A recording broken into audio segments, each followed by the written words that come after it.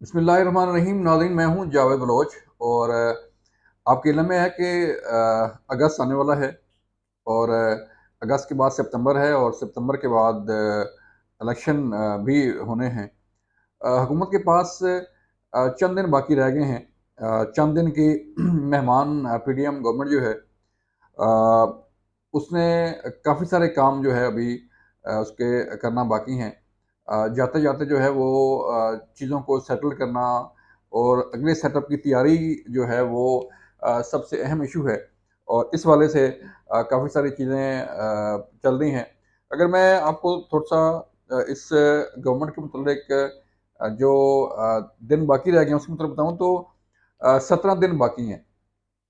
8 अगस्त को असम्बली जो है वो तहरील होने जा रही है और वज़ीर-ए-आज़म सदर पाकिस्तान को कौमी असम्बली तहरील करने के हवाले से समरी भेजेंगे और समरी अप्रूव होने के बाद सदर पाकिस्तान जो है वो कौमी असम्बली को तहरील कर देंगे। इस तरह असम्बली ख़त्म हो जाएगी और जो हुकूमत है उसका भी ख़त्म हो जाएगा, काबीना तहरील हो जाएगी, काबीना ख़त्म हो जाएगी और सिर्फ 2 ओहदे इस गवर्नमेंट के बाकी रहेंगे।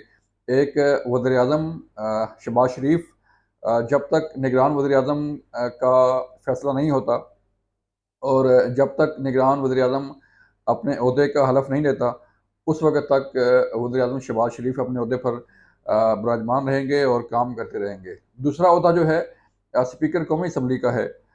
जब तक नई असम्बली जो है वो नहीं आती, जब तक नई असम्बली के इंतख़ाबात मुकम्मल नहीं होते और नए स्पीकर का इंतख़ाब नहीं होता, उस वक़्त तक जो है वो स्पीकर कौमी असम्बली राजा परवेज़ अशरफ जो है वो अपने ओहदे पर विराजमान रहेंगे और अपना काम सरअंजाम देते रहेंगे और नए स्पीकर कौमी असम्बली को नए स्पीकर के हवाले करके फिर जो है वो उनका ओहदा जो है वो ख़त्म होगा। इसके साथ-साथ बतौर स्पीकर कौमी असम्बली राजा परवेज़ अशरफ जो हैं अपने किसी भी हलके से इलेक्शन लड़ सकते हैं और साथ-साथ वो स्पीकर कौमी असम्बली भी होंगे और साथ-साथ इलेक्शन में भी हिस्सा ले रहे होंगे। तो ये दोनों चीज़ें जो हैं वो साथ-साथ चलेंगी। अब हम बात करते हैं कि इन 17 दिनों में यानी कि आज अगर 22 जुलाई है तो 8 अगस्त यानी कि 12 अगस्त जो है आखिरी तारीख है कौमी असम्बली की मुद्दत ख़त्म होने की और इससे चंद दिन पहले जो है वो 8 अगस्त को ये असम्बली तहरील करने का फ़ैसला किया गया है।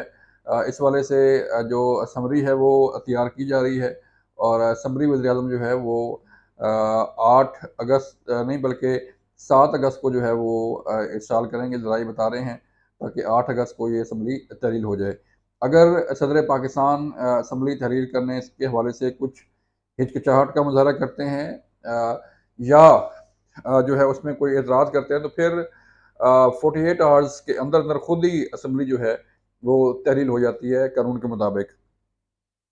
अब मामला जो है इस मौजूदा हुकूमत का जिसके पास 17 दिन है इसने निगरान सेटअप के लिए भी जो है वो तैयारियाँ शुरू कर दी हैं। निगरान सेटअप जो है उसका निगरान वज़ीर-ए-आज़म कौन होगा, ये बड़ा एक अहम टास्क है इस हुकूमत का।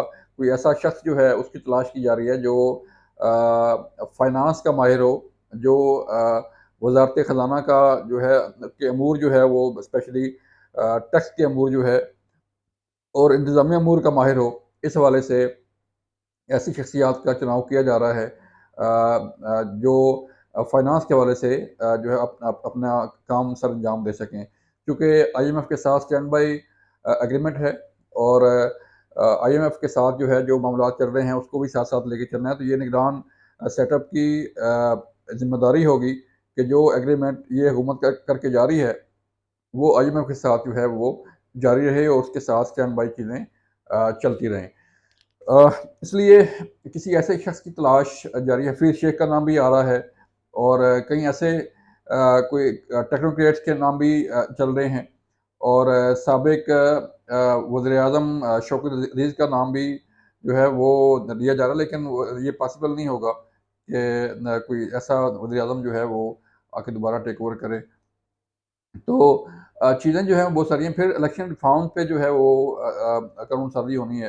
कौमी असम्बली का इजलास जारी है। और ज़रा ये बता रहे हैं कि ये कौमी असम्बली का आखिरी सेशन जो है शायद हो, क्योंकि 8 अगस्त से पहले पहले ये अगर सेशन ख़त्म होता तो फिर एक फेयरवेल सेशन जो है वो भी कॉल होना बाकी है।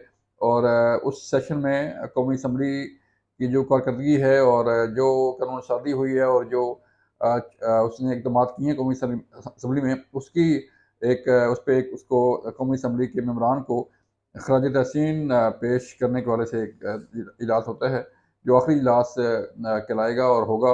उसके बाद ये असम्बली डिज़ॉल्व हो जाएगी। इलेक्शन जो निगरान सेटों के बाद की बात करें तो इलेक्शन के लिए 90 डेज़ का पीरियड जो है वो मुकर्रर किया जा रहा है, और फिर साथ-साथ इलेक्शन कमीशन ने इलेक्शन की तैयारियां भी शुरू कर दी हैं। बहुत सारा काम जो है इलेक्शन कमीशन ने कर लिया है। जो चैलेंजेस हैं उससे पहले-पहले इन 17 दिनों में गवर्नमेंट ने इन चैलेंजेस से निपटना है। और जैसे कि मिलिट्री कोर्ट्स का एक बड़ा अहम केस जो है वो चल रहा था, और उस पे गुज़श्ता रोज़ सुप्रीम कोर्ट ने अटॉर्नी जनरल फॉर पाकिस्तान की दरख्वास्त पर गैर मुअय्यना मुद्दत के लिए जो है ये समाअत मुलतवी की है और स्टे ऑर्डर भी नहीं दिया। तो 1 माह का जो टाइम है इससे पहले ही जो फेडरल गवर्नमेंट है वो ख़त्म हो जाएगी, असम्बली ख़त्म हो जाएगी, तो फिर इस हवाले से कोई नया ऑर्डर भी पास हो सकता है। अगर बात की जाए चीफ जस्टिस उमर अता बंदयाल साहब की, तो सितंबर 16 उनकी आखिरी तारीख है। 17 सितंबर को नए chief justice supreme court Qazi Faiz ईसा साहब ने अपने ओहदे का हलफ़ लेना है और अपने ओहदे का चार्ज सँभालना है इसके बाद। तो ये बड़े अहम दिन हैं।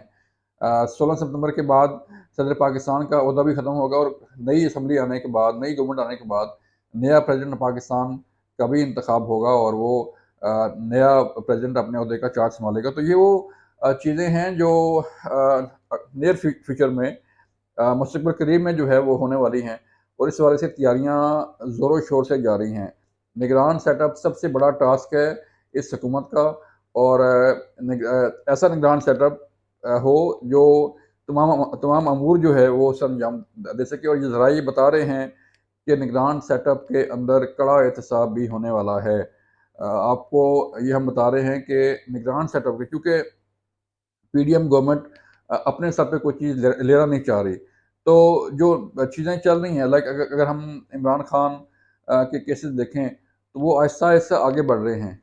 निगरान सेटअप में तमाम इदारे जो है एक निगरान हुकूमत के मुतहत होंगे, और निगरान गवर्नमेंट जो है वो किसी सियासी जमात से उसका तल्लक नहीं होता। निगरान वज़ीर-ए-आज़म का तल्लक भी किसी सियासी जमात से नहीं होगा। तो कहा यह जा रहा है कि निगरान सेटअप के अंदर ही बड़े-बड़े अहम फ़ैसले होने हैं, बड़ा अहम एहतसाब होना है, और बड़े-बड़े लोगों के खिलाफ जो केसेस हैं, उसको उन्होंने वाइंड अप भी करना है, और शायद गिरफ्तारियाँ भी जो है वो अमल में लाई जाएँ। तो इसलिए जो निगरान सेटअप के निगरान होने की या उसको तूल देने की बातें की जा रही हैं, तो इस हवाले से अगर हम देखें तो शायद ये लगता है कि शायद ये निगरान सेटअप तो तूल इख्तियार करे, और जो 90 दिन का पीरियड है उससे आगे भी हो सकता है, लेकिन ऐसा पॉसिबल नहीं नज़र आ रहा, क्योंकि अगर हुकूमत या निगरान सेटअप जितना तूल पकड़ेगा, जितना निगरान सेटअप आगे जाएगा, उतना ही पीडीएम हुकूमत जो है, पीडीएम की जो जमातें हैं, वो आने वाले इक़्तिदार से, वो आने वाले सेटअप से दूर होती जाएँगी। तो इसलिए माहिरीन जो हैं, तजियाकार जो हैं, ये कह रहे हैं कि निगरान सेटअप को जितनी जल्दी हो सकेगा विदिन 90 डेज़ उसे अपना काम मुकम्मल करके इलेक्शन करवा के हुकूमत नई जो है वो नई नए नए वज़ीर-ए-आज़म के सपुर्द करनी है, तो इसलिए इसको उन्होंने जल्दी वाइंड अप करना है। तो ये वो सूरत हाल है जिससे हमने आपको आगाह किया। जो आगे चीज़ें बढ़ती जाएँगी, जो डेवलपमेंट्स होगी, हम आपको आगाह करते रहेंगे। अपना ख़्याल रखिएगा। अल्लाह हाफ़िज़।